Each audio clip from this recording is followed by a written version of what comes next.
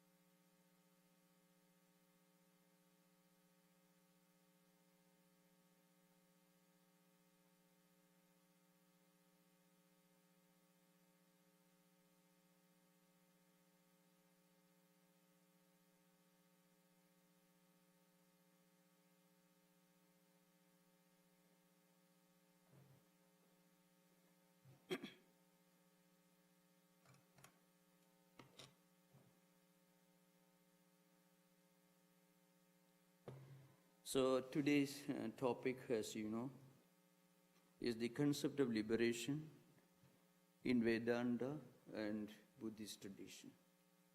Not only in Buddhist philosophical tradition, but also in Buddhist religious spiritual tradition. Now, I think I should give some general idea of what we mean by liberation. What's the meaning of liberation? To understand this first, we must keep two fundamental doctrines which are common to Buddhism and Vedanta on the one hand, and also many of the other religious traditions that had their origin in the Oriental heritage. In contrast to the concept of life in Abrahamic traditions.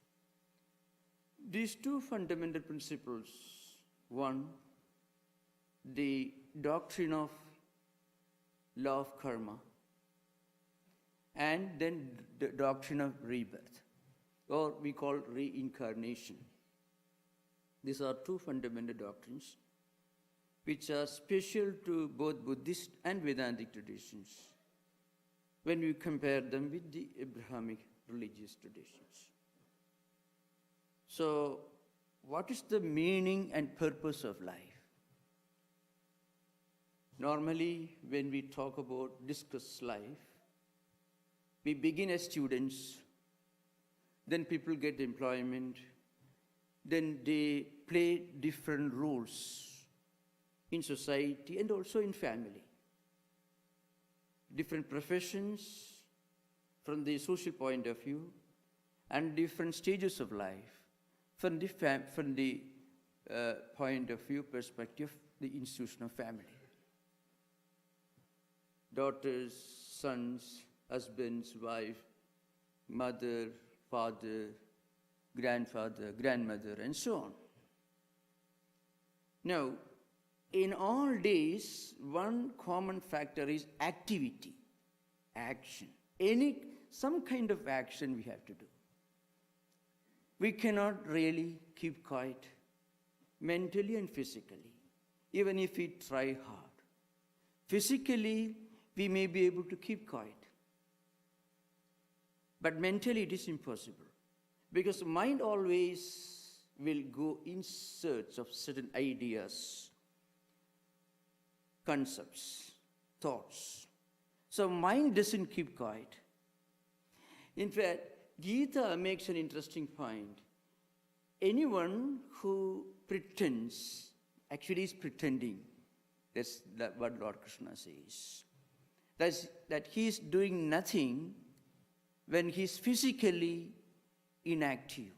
He is a hypocrite. So, karmendriyani samyamya ye astaya manasasmaran indriyartha nimudhatma mithyacharaka sauchyate. Mithyachara actually means a hypocrite, one who practices hypocrisy. You keep quiet, sitting in an armchair. I'm doing nothing. Actually, you will be much more busy, mentally, intellectually, at the emotional level. So that person, he is a hypocrite. And in the same context, Gita says, who is a yogi, karma yogi? Karmendriyani samyamya yaste manasasmaran indriyartha nimudhatma mithyachara sauchyate. Then he says, then Gita says, a person who has mentally controlled his senses through detachment, but at the same time active 24 hours of the day, 7 days of the week, 31 days of the month, is a yogi. So, one who is mentally restraining all his senses through detachment, not through inaction.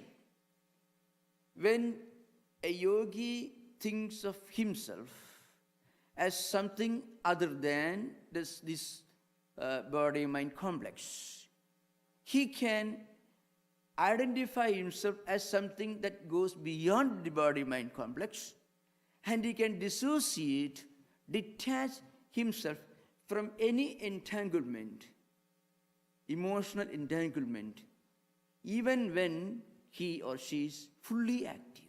These are two sides, which means there is a stage beyond action. You know, the art of retirement is an important topic to be studied these times.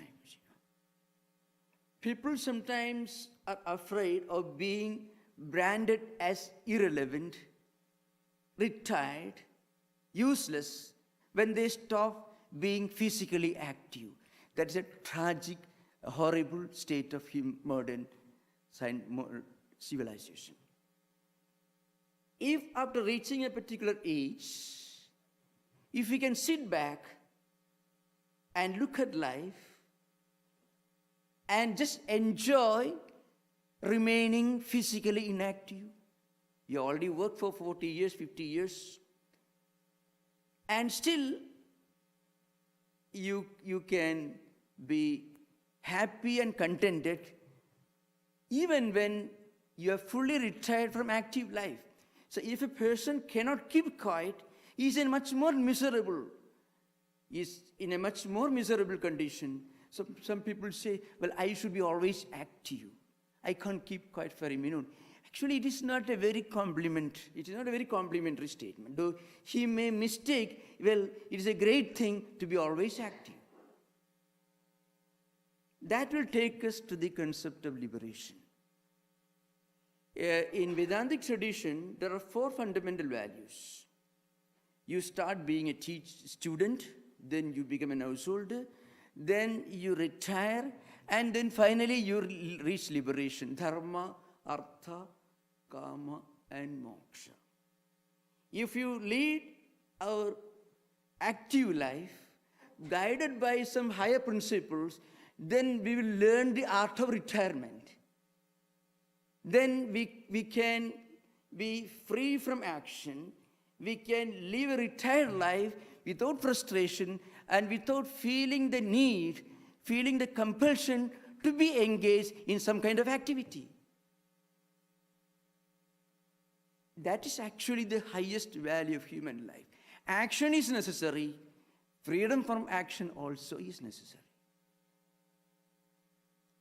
Slavery to action is no better than inefficiency or laziness. So, the idea of, or the art of retirement, the bliss of going beyond active life, going beyond the stage of obligations, compulsions, and remaining in a state of contentment, and without feeling any kind of frustration, without feeling the nagging need to be active. That is the idea that will take us to the idea of retirement. I am just giving a prelude, because science and technology, industrialization, and innovation have given us comfort, power, knowledge, the ability to make use of nature. But they cannot give us the wisdom to properly make use of this knowledge, this gift of nature. How to handle knowledge, how to make proper use of knowledge, how to be free from the tyranny of knowledge, from the tyranny of information, the tyranny of the need to be always active. Physically, I am talking about physical action, of course. Here I am talking about physical action. That's what people normally talk about. I have to be always active, as if it's a great tribute. It is not a tribute, it's a curse actually. If a person cannot physically keep quiet, even after he has retired, or she has retired 80 years, 90 years, still feeling the need, the compelling need to be physically always active, it is a tragedy, it is a curse. So in that context, the idea of liberation comes, or moksha. Moksha is the word used in Vedantic tradition. Shankaracharya, the great exponent of non-dualistic philosophy, gives different kinds of moksha. Sadhyamukti, Jivanmukti, Videhamukti, and so on. And one of the most important contribution of Shankaracharya to this art of retirement, the concept of retirement, spiritual retirement, is Jivanmukta. Jivanmukti means you are alive, you are living in this world, you are functioning, but still you feel liberated. This is Jivanabhimukta. One is fully liberated. Liberated from what? Liberated from this nagging compulsion that comes from the mind. You should be active. If you are not active, you are irrelevant. You are useless. You have no value. So physically you should be always active. It's not that physically we can really be active in the literal sense. When we think that life doesn't end with death, when we understand the fact that death is only a semicolon, not a full stop, it is only a comma. It is a continuation, there is a continuation of human existence. So there is such a thing as a higher value, the value of retirement, the value of being liberated from the need for action. And that is as important as action itself. That's the fourth value. So coming to Vedanta, there is a very interesting idea of gradual development, or graduating higher and higher levels of life. When we are young, we must study, and we must get training.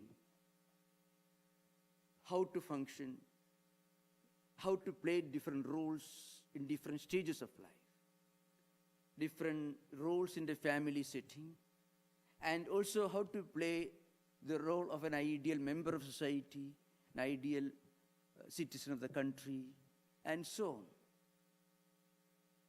So Dharma is the first one.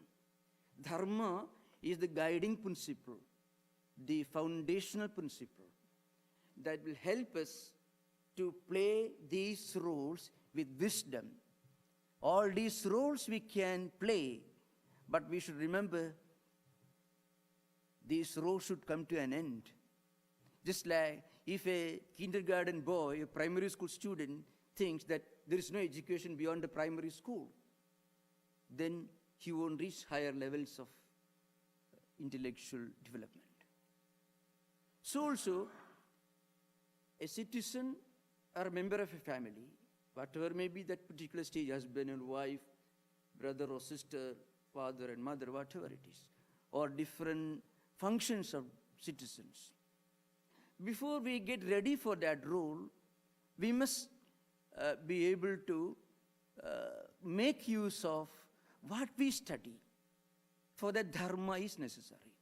When Dharma is fully understood, the principles of Dharma is fully understood, then we will be able to find out appropriate means for fulfilling our ordinary human aspirations. It's called karma. So normal human aspirations. Karma, literal meaning, if you the dictionary, they have got some distorted meaning. Karma actually means what is desired, what is desirable, what is appropriate for the normal human aspirations. We must work hard. For that we need means, artha. Different means. Education is a means. Money is a means. Wealth is a means. Profession is a means for getting our desires fulfilled, our aspirations fulfilled. But while working hard to acquire these means, we should not step out of the path of Dharma. That's the important point. So Dharma is the foundational principle. Artha and Kama, the means for acquiring the tools for fulfilling our desires, and the desires themselves.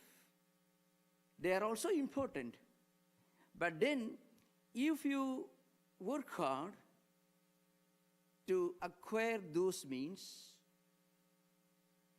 to fulfill our life goals, then you reach a stage, there is a higher goal to be achieved beyond these aspirations. And that goal is the transcendental value called moksha, liberation, which in Buddhist tradition is called Nibbana in Pali or Nirvana in Sanskrit. In Buddhist tradition, Buddha explains eightfold path, the practice of 8 fundamental values. See, Buddha was not a transcendental philosopher, though his teachings gave shape to some of the most profound metaphysical systems humanity has ever created.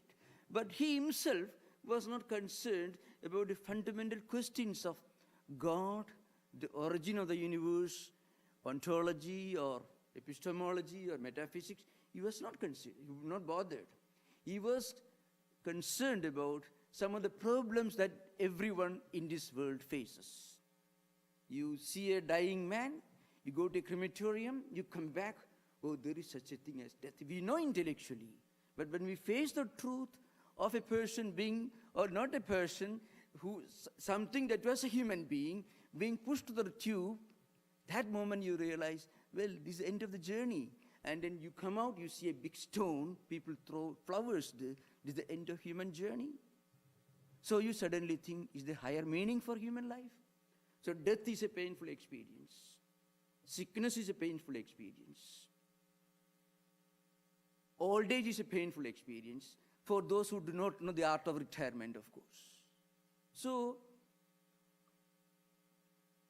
all these are unpleasant things, which made him think of a way out of this.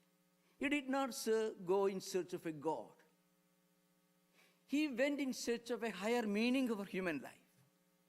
So he walked all the way 1,200 miles from Lumbini in Nepal and reached Bodh Gaya and sat under a tree with a strong, famous oath which is put in a Sanskrit couplet by the author of Lalita Vistara.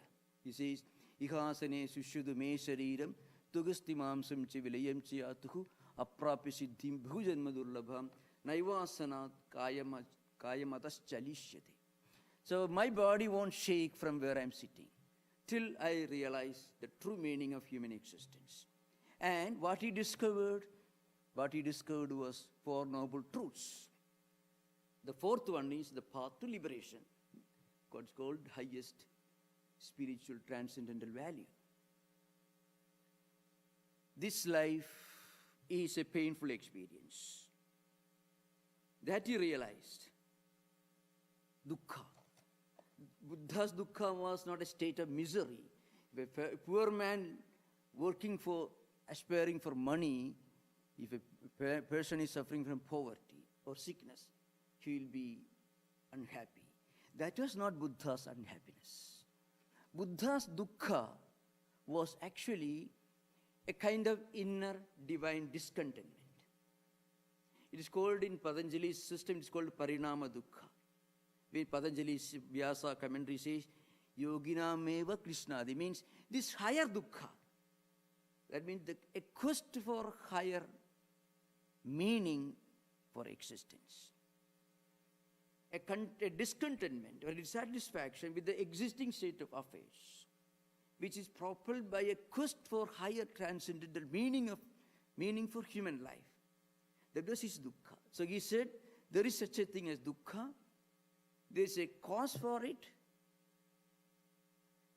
and there is a way out of it, and the way out of it is nirvana, which is called liberation. And what is the trap that you should come out of to attain nirvana? This cyclic rotation of being born, living, dying, and being reborn. This cyclic rotation which goes on rotating. This should come out. We should come out of this. That we call nirvana. For that, we must practice certain fundamental values. Now, these are right view, which is called Samyak Drishti, right resolution, Samyak Sankalpa, right speech, Samyak Vak, right conduct, Samyak Kriya, right means for livelihood, Samyak Ajiva, the Samyak effort, Samyak Vyayama, then right mindfulness, Samyak Vritti, which is actually related to the idea of mindfulness. Mindfulness was actually the central theme of one well-known discourse that Buddha gave, which is now available in the Pali canon, that is called Sthiti Upatthana Suttam. In Sanskritized form, it's called Sthiti Upasthana Sutram, which is a long discourse on being in a state of perpetual inner awareness, seeing the eternal present everywhere. When you realize the momentariness of everything that functions, then you think of something beyond that. When you realize it, you remain in a state of permanent present, permanent awareness. Then right concentration, Samyak Samadhi. So these are the 8 fundamental disciplines that Buddha recommended. This will take you to a state which is called Shunya. So Shunya is literally translated as emptiness, nothingness, etc. But Shunya actually means the absolute reality, the reality beyond relative, the reality that is beyond existence and non-existence, beyond definition, which is non-dual. Many of the adjectives used to explain the absolute reality in Vedanta are used by Nagarjuna, the author of the text is Madhyamika Karika, which is supposed to be the Bible of the doctrine of emptiness. So, when you reach that state, nirvana, you reach liberation. So what happens in liberation? You get complete freedom from desire, and desire is what actually makes you cling to this life, to this world, to this body, to these desires. When you are fully liberated from it, you become a Buddha. We call Pratyeka Buddha, Buddha, Bodhisattva. The different terms are used in Buddhist tradition. Then you feel complete freedom. This state of total freedom from bondage, total identification with the absolute reality, is explained in the Upanishads and in the commentaries of Shankaracharya, who is the exponent, the most prominent exponent of non-dualistic philosophy, as a state of Jivan Mukta, means being in a state of perfect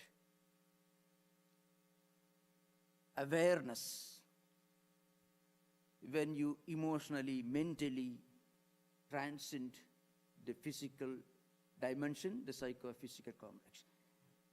Now, I can give you a rough idea of what a Jivan Mukta looks like. All of you must have read the Gospel of Sri Ramakrishna. Some of you at least, most of you. You find different types of visitors came to Sri Ramakrishna's room. Many were traditional temple goers, some were agnostics, atheists, and frequently, not very common, frequently a few Avadhutas came to Sri Ramakrishna. So in Vedantic tradition, these highly liberated souls are sometimes called Avadhuta or Paramahamsa or called Brahmavid, then Brahmavid Varishta, Brahmavid Variya, different stages of this level of realization. I can give one picture. Now, once an odd-looking person came to the Dakshineshwar. There are quite a few stories there. He was very odd-looking. He looked so uncouth, unconventional. In fact, one of the characteristics of a highly elevated, liberated spiritual person will be, he'll be totally free from the trap of conventions, but he will not break conventions. It's a very interesting state. So such Jivan Muktas in Vedantic tradition are called Avadhutas or Paramahamsas, and there are different levels. So one important characteristic of a highly elevated, liberated person is he will not be bound by conventions and the trap of external mechanical rituals. It doesn't mean that he will condemn them.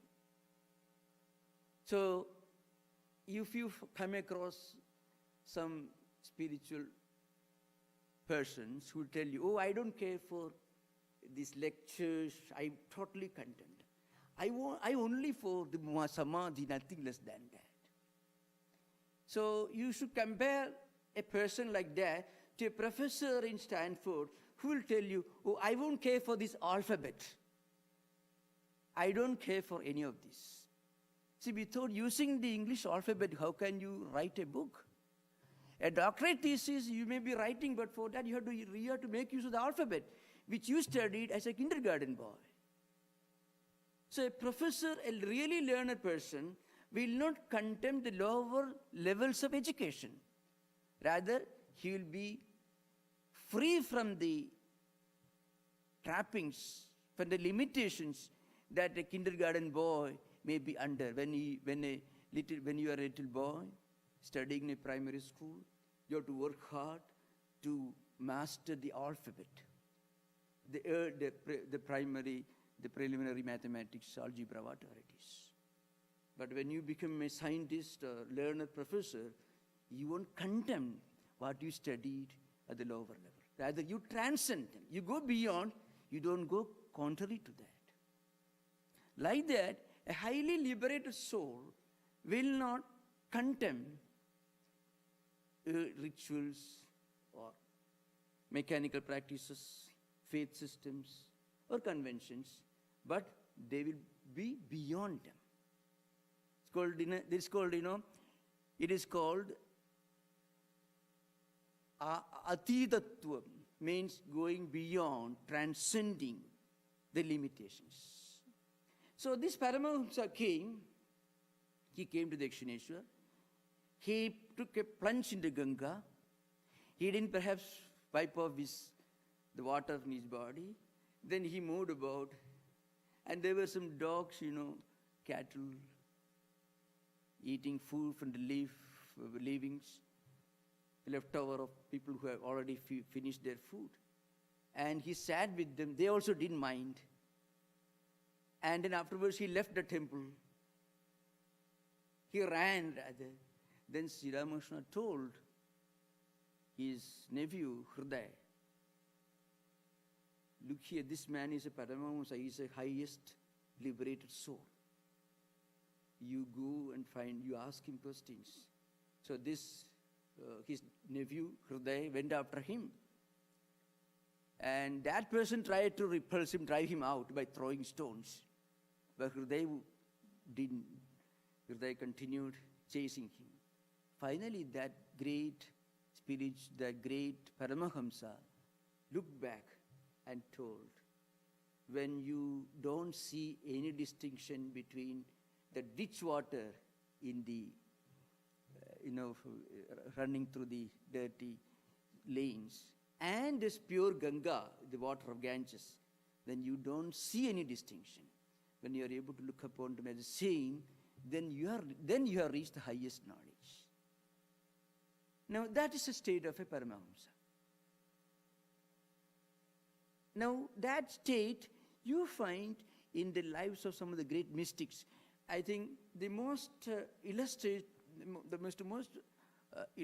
example of that state of higher knowledge or higher devotion that I can remember in Christian mystical tradition is in the way of a pilgrim.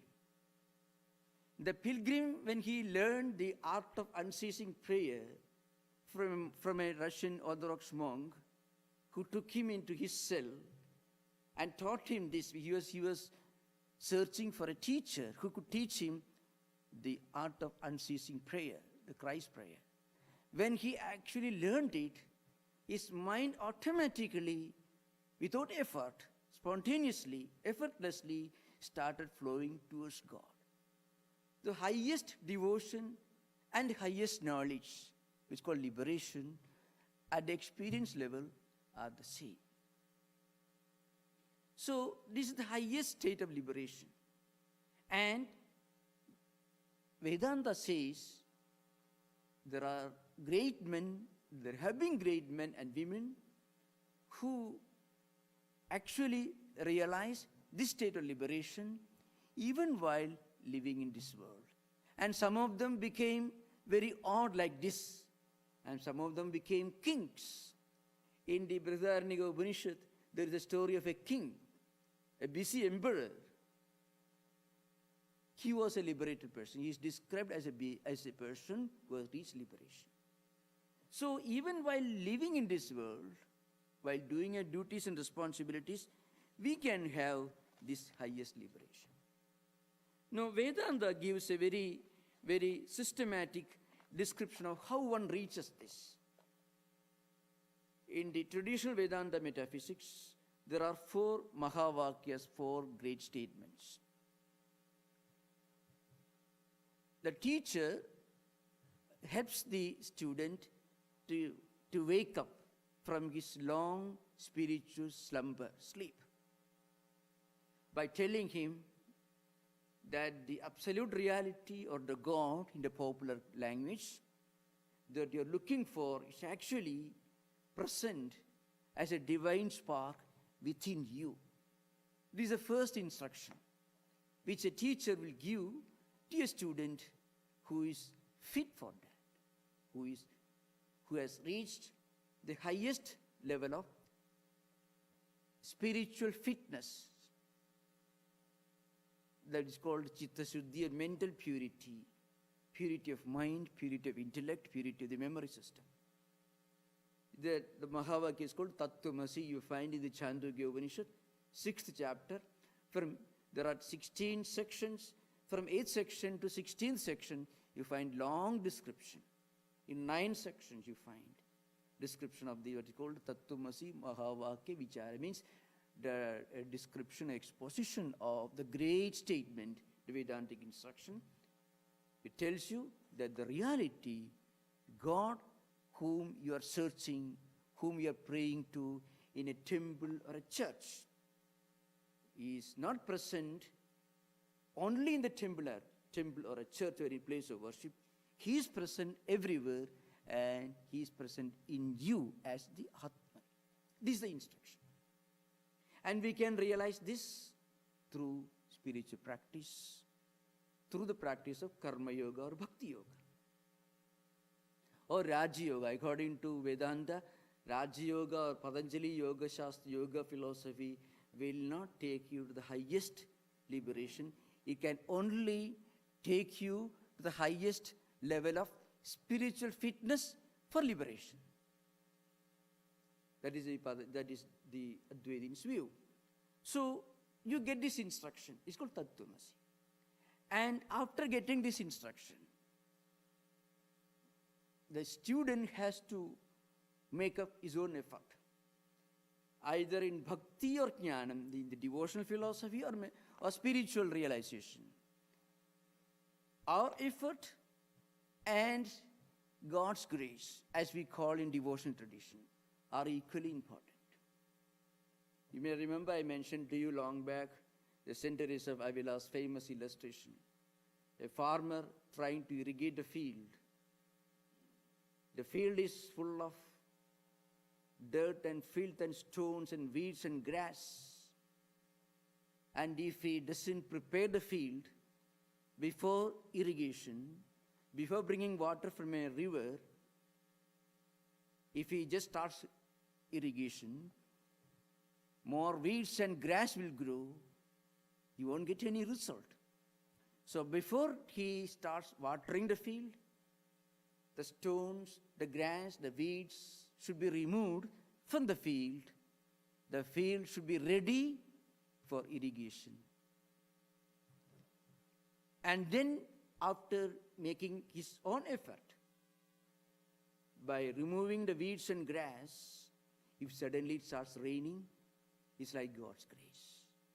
But God's grace won't work unless we make our own effort, unless we make ourselves grace-worthy, which we do by removing all the dirt and filth from our mind, just as the farmer removes the weeds and grass. The same applies in Vedanta also. So you get this instruction. Very often, when you go to a school or a university, when you listen to a lecture, you may understand a fraction of what you are listening to. Afterwards, you think over what you listen to, or you hear again, or you read some books from the library related to the topic that was discussed. Then you get the picture, more and more complete picture of what you heard about. So also our effort will help us to make our mind ready for reaching perfection in what we are trying to practice. So the first incident, then there are two Mahavakyas. It is called Ayam Atma Brahma and Prajnanam Brahma. So this Prajnanam Brahma, Ayam Atma Brahma, this Jiva, the soul, the divine spiritual reality present in us, is the all-pervading supreme reality. This is a principle which we hear from a teacher, but right now it is only an intellectual theory, a concept. A concept should become an experience. Otherwise, God, God is only an idea. Or spirituality, just a word. A word is nothing but a formation of a few letters.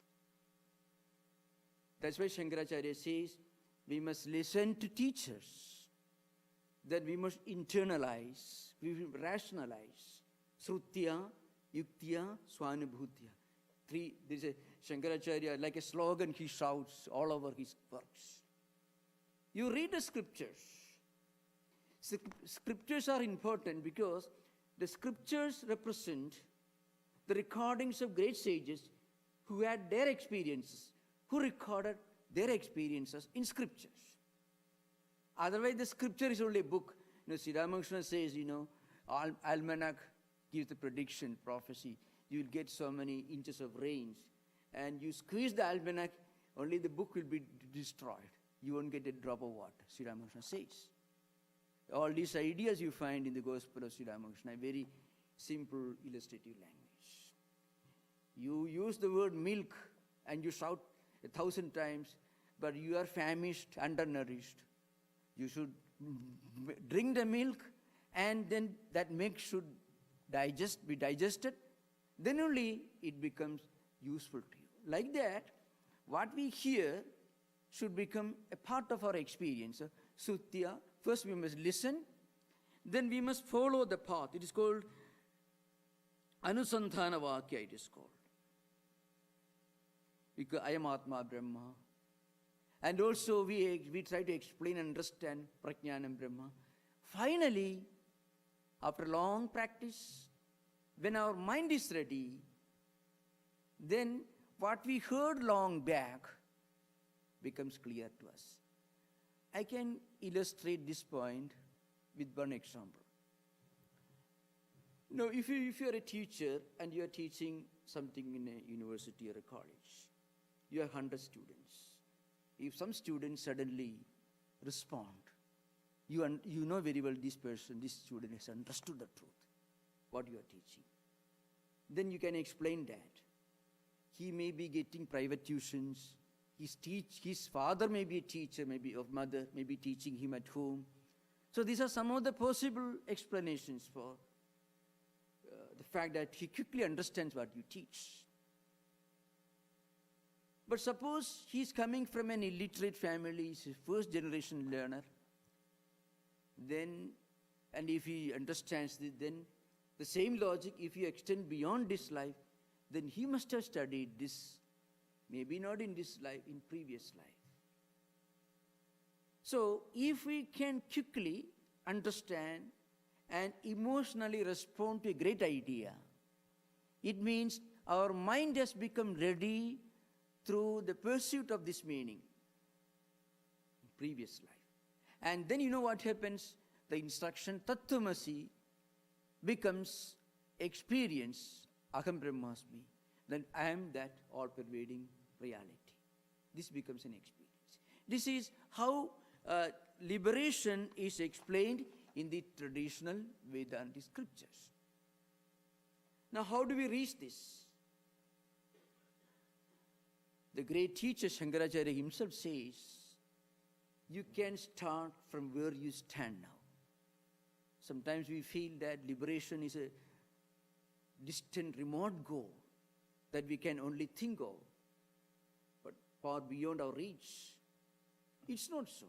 He says, whatever we do in our life,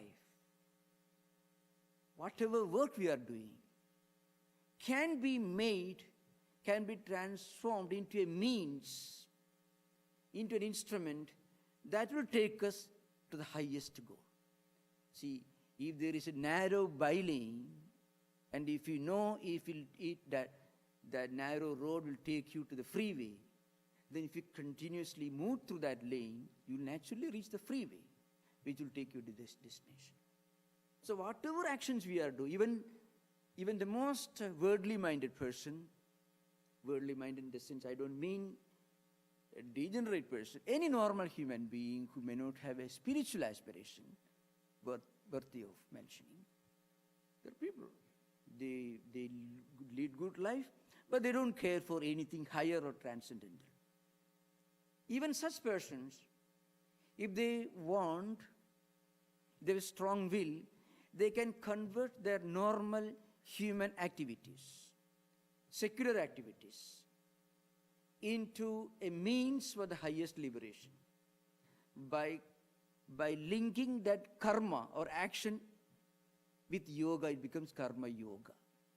So any secular activity, even a selfish, so-called worldly activity, can become a means, an instrument for us to reach the highest spiritual goal. It's called through sakama karma. And the same sakama karma, when we do sincerely, with full application, one day a time will come, well, what's the purpose of all this? Even if any ordinary, well-educated person with some noble aspirations, without God or religion or whatever, spiritual things, but a normal, well-educated person who is leading a good life, making a lot of money, lot of reputation, big industrial captains, you can hear about them. Suddenly, after some time, when they reach the end of their life, the evening of their life, they start a foundation, a trust, this for spending their money for charitable activities, philanthropical activities. Actually, it is a kind of yoga. So, till that moment, they were only practicing karma, action.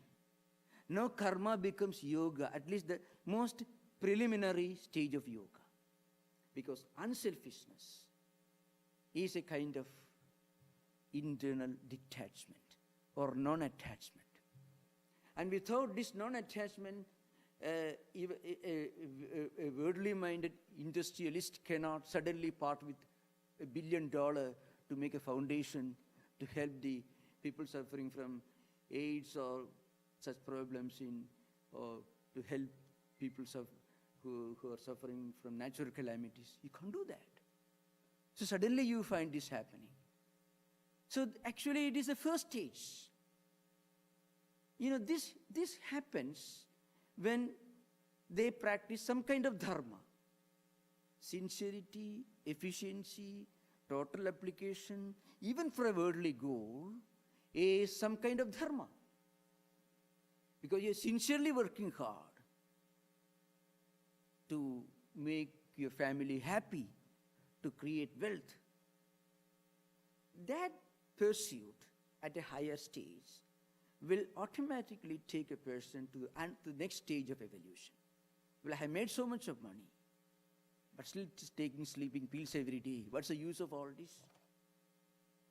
Or maybe some other unexpected problems which they cannot really solve, for which there is no answer at the empirical worldly level. So suddenly we look for something higher. We look beyond. We look for some higher meaning, higher explanation. And then either we may think of reading some books on philosophy or metaphysics or spirituality, or maybe if it's depending upon the profession, as you mentioned, suddenly people start making a huge foundation. Instead of distributing their money which they acquired among their own children, they suddenly start making use of it for the good of others with whom they are totally unrelated. So it is a kind of detachment, non-attachment. So karma becomes karma yoga.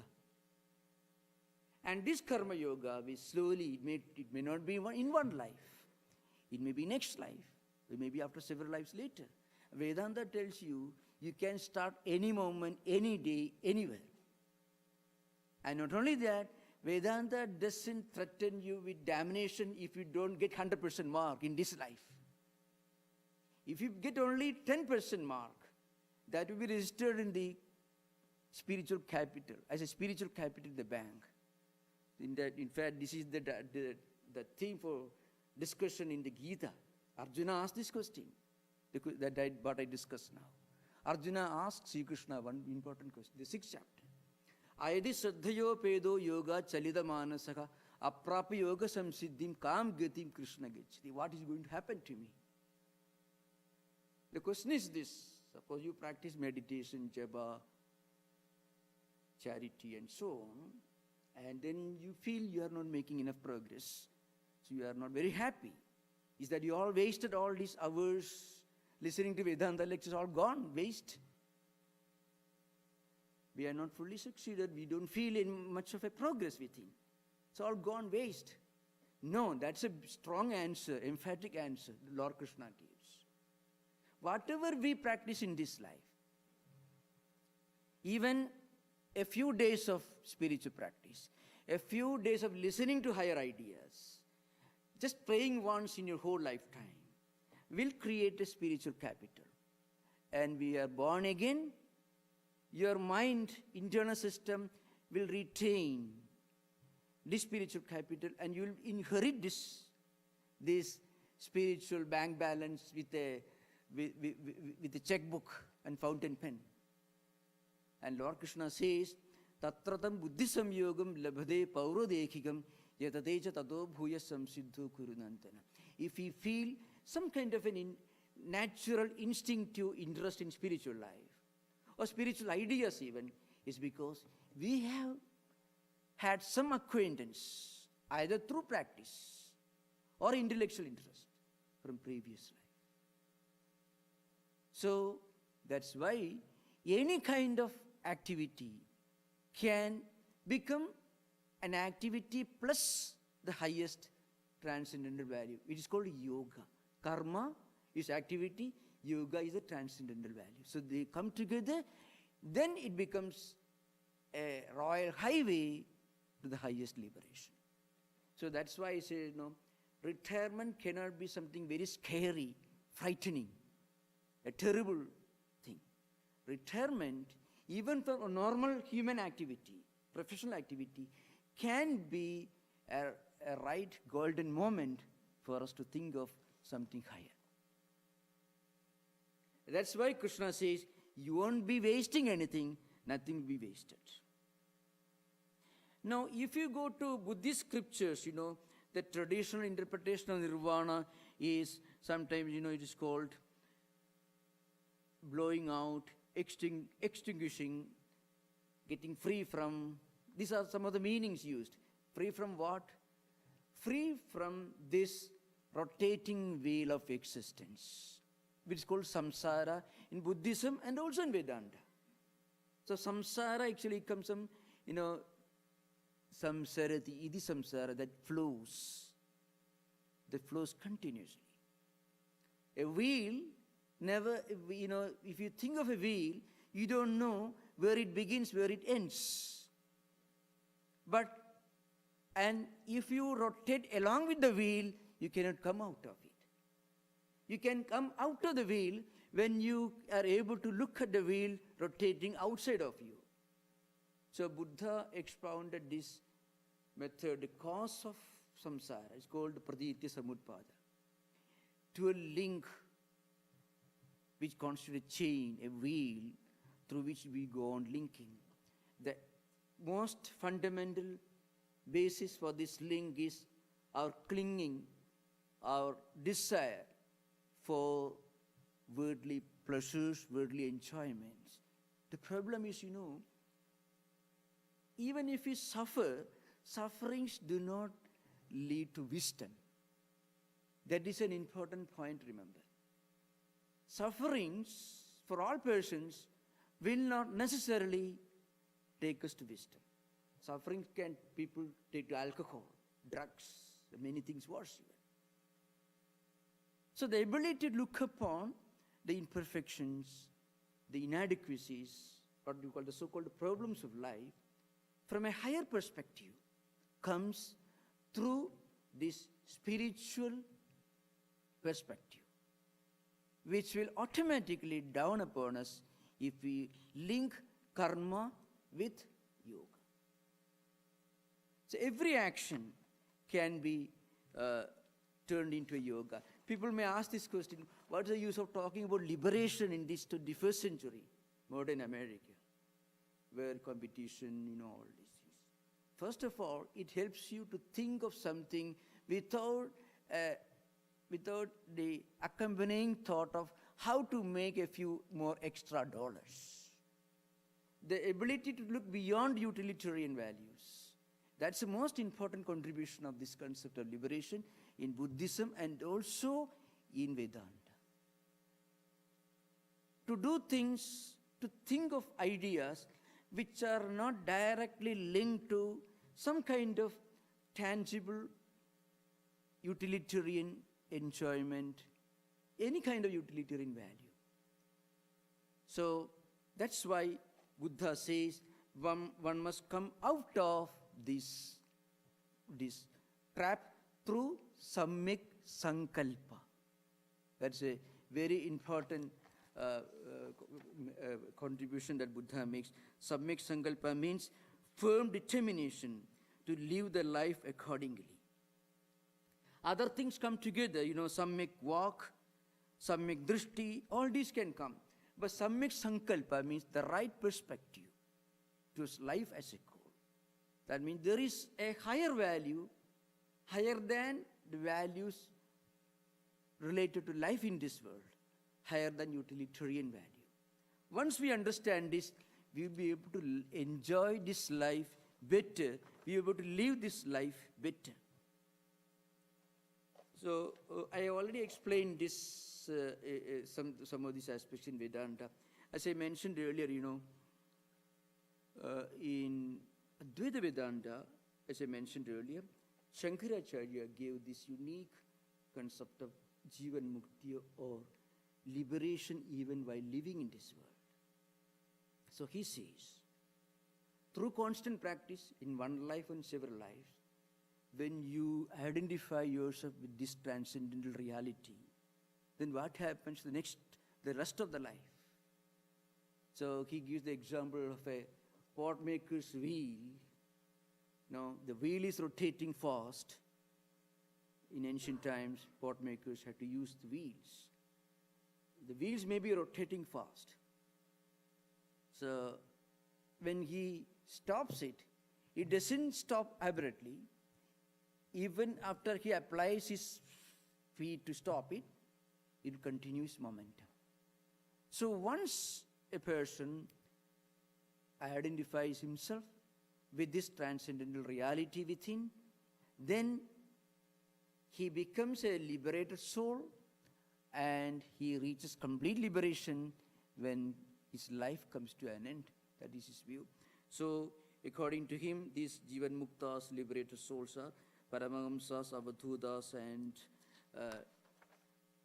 so in a very interesting description, he divides these liberated souls into a few interesting categories. So I shall finish quickly. So the idea is there are 4 levels of liberation or liberated people. The highest liberated people, for them, this world doesn't exist, as I mentioned. Therefore, I am not advocating that ideal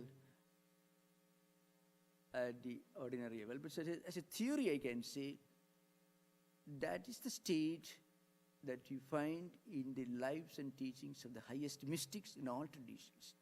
When you go beyond rituals, philosophy, mechanical practices, theological disputations, ontology and epistemology and logic, when you reach the experience level, what happens, you become a liberated soul of the highest type. The first step is Brahmavid is called, the one who knows. He understands, he is completely free from all, all mechanical trappings and conventions. That's the first sign of a highest liberated soul. Even the highest liberated soul belongs to 4 categories. They are equally free from bondage. In that sense, they are liberated, but they they belong to 4 different levels, called Brahmavid, Brahmavid Varan, Brahmavid Variyan, Brahmavid Varishtan. So, which you can read later. The first stage is transcending the mechanical, ritualistic, conventional practices. Conventions are necessary, but when a mystic reaches a higher level of spiritual experience, he transcends conventions, he goes beyond conventions. So if you find somebody who's exactly meditating half an hour, 7:30 to 8 o'clock, and reading scriptures from 8 to 8:30, an exact time, that is fine, no doubt. But spirituality of the highest type cannot be experienced in a military barracks. So discipline, extreme formalism, the extremely methodical approach, all these are good for a beginner. Just as you force a kindergarten boy to work hard to master the alphabet. So Sri Ramakrishna in this context says, at the beginning you have to work hard to learn the alphabet. When you become a learned person, writing becomes so natural. So at the beginning of the early stage of this liberated souls, called Brahmavid, is called. Such a person has transcended the 3 stages of mechanical ritualism, mythological, theological disputations, and philosophical doctrines. He has reached the experience stage. He has gone beyond conventions, beyond the. It doesn't mean that they go against conventions, but they are not bound by conventions. That's the idea behind. They are not bound by conventions. They go beyond conventions. So, just to give an example, you compare Jesus and Moses. So Jesus said, I come to fulfill, not to destroy.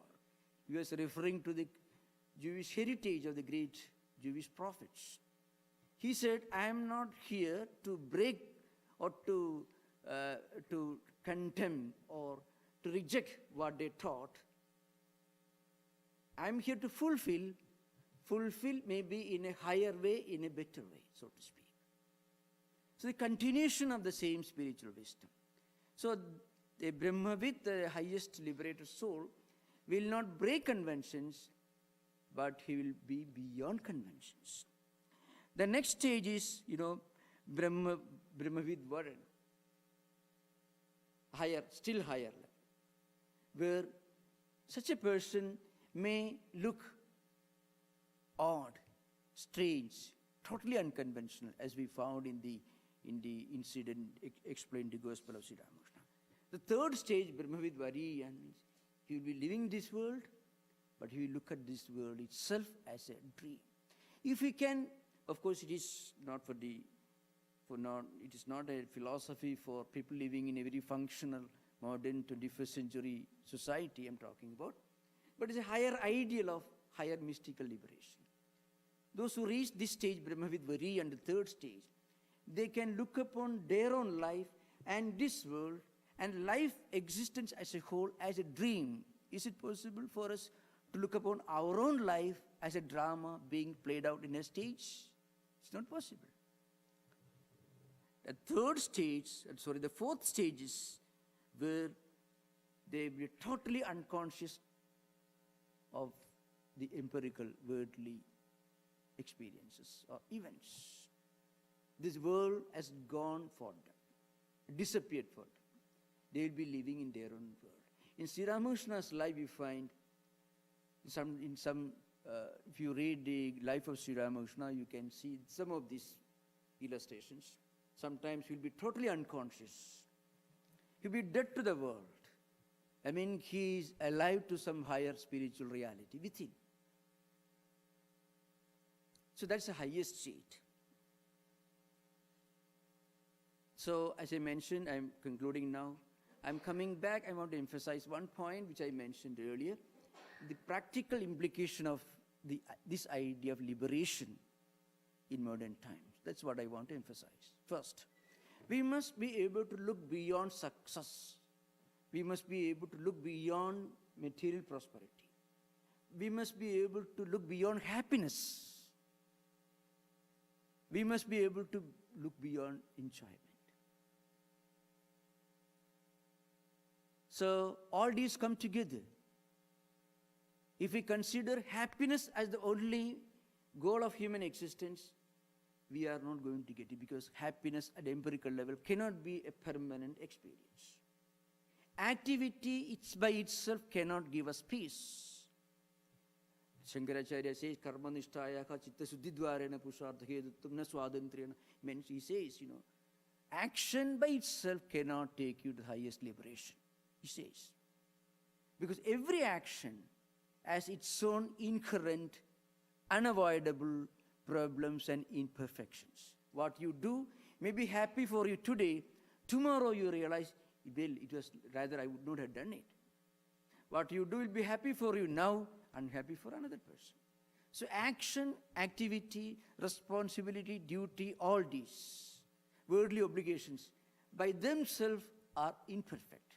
Once we understand their inherent imperfection, once we understand that they themselves cannot take us to the highest value of life, then we will be able to engage in actions with greater wisdom. We will be able to withstand the shock that frequently we have to face if you look upon action itself as a means and goal of human existence. Again, success cannot be the ultimate goal, because success, as we understand, is momentary. Just as happiness is momentary, happiness is just the absence of unhappiness at the worldly level. Success at the worldly level is only a temporary absence of failure, so to speak. Because today's success will become failure tomorrow. One cannot go on succeeding any more than one can go on experiencing happiness. So the idea of liberation enables us to look beyond success as an ultimate goal, beyond happiness as an ultimate goal. We'll be able to look beyond happiness and unhappiness, and then we'll be able to look upon happiness and unhappiness as two sides of the same coin. Success and failure as two sides of the same coin. Pain and pleasure as two sides of the same coin, which is really true, everyone knows. But at the empirical level, without the help of this transcendental value, we will not be able to remember it. So that's the real purpose of liberation. Well, from one perspective. Another aspect, it gives us this wonderful, very helpful, very useful tool in modern times, the happy art of retirement. Retirement from activity, retirement from obligation. Retirement, if you can, after some years of decades of activity and success and obligations and duties and blows and also happy events, setbacks and also success. If we can look back, sit back and look at the whole thing from a philosopher's perspective, then that's another important contribution of this concept of liberation. With this concept of liberation, nirvana, as well as the Vedantic concept of Jivan Mukti. So thank you. Namaskar. If you have got any more things to discuss, you can discuss during the interaction. Question answer. Om Shanti Shanti Shanti Hari Om Tat Sat Sri Ramakrishna Pranamastu.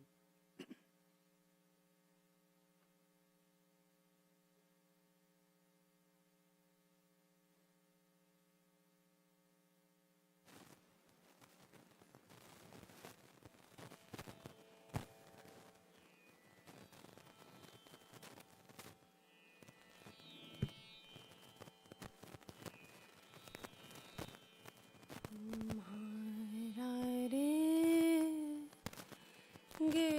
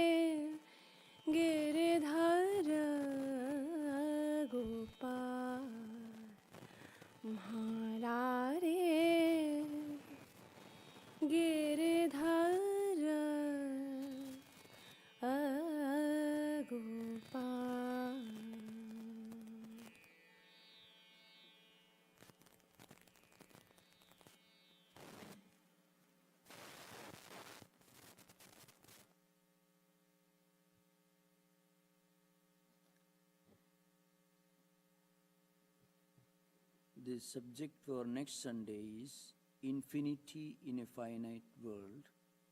This talk will be given by Swami Vedanta. Childcare is provided during our Sunday lectures. On Wednesday evenings, we have Vespers and meditation at 7:30 p.m. On Friday evenings, a scripture class is held in Vivekananda Hall at 7:30 p.m. The current text for study is Patanjali's Yoga Sutras. On Sundays, all are welcome to use the library from 12:30 to 2:30 p.m. You and your friends are cordially invited to attend all of these services. As usual, after the lecture, there will be a question and answer session in Vivekananda Hall, and all are welcome.